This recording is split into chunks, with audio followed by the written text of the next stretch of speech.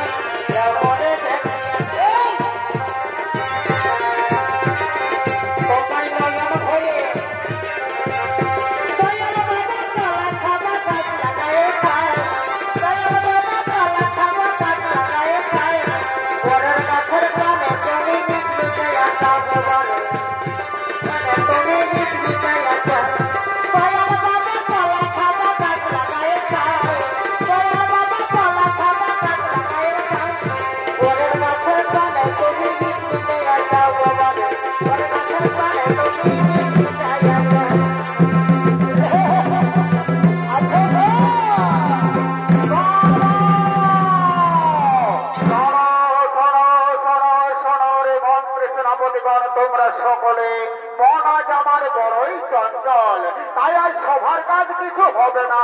আজ তোমরা নিজ নিজ গৃহে ফিরে যাও। আজ তোমরা আমায় একটু একা থাকতে দাও, আমায় একটু একা থাকতে দাও। যাও যাও মন্ত্রী, যাও তোমরা আমায় একা থাকতে দাও, আমায় একা থাকতে দাও। এতখানি দেবাদিদেব মহাদেব কৈলাস শ্রীগুরুতে ধ্যান যুগে বসে পড়লেন। আর ওদিকে দেবরাজ ইন্দ্র এবং তার পুত্র নীলাম্বর তারা মহাদেবের উপাসনা করিবার জন্য আগমন করিতেছে।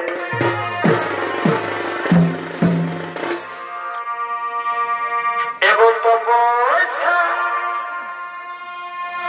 করিতে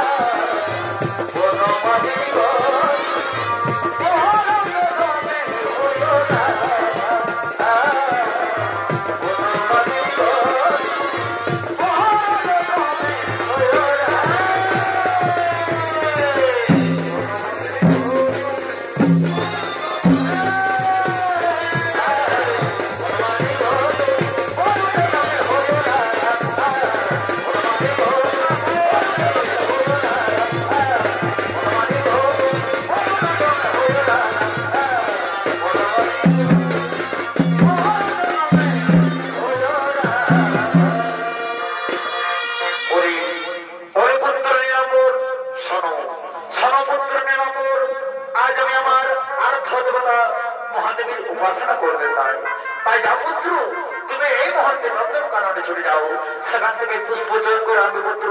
আর আমি সেই পুষ্প দিয়ে আমি আমার আরাধ্য দেবতা মহাদেবের উপাসনা করবো পুত্র, মহাদেবের উপাসনা করবো। আমি তোমার কোথায় অক্ষর অক্ষর করবো বলুন, তাই তো আমি এক্ষুনি ছুটে যাবো সেই নন্দন কানন পিতা, সেখান থেকে পুষ্প চয়ন করে আমি তোমার হাতে এনে দেবো। আর সেই পুষ্প দিয়ে তুমি তোমার আরাধ্য দেবতা মহাদেবের উপাসনা করবে পিতা, আরাধ্য দেবতা মহাদেবের উপাসনা করিবে।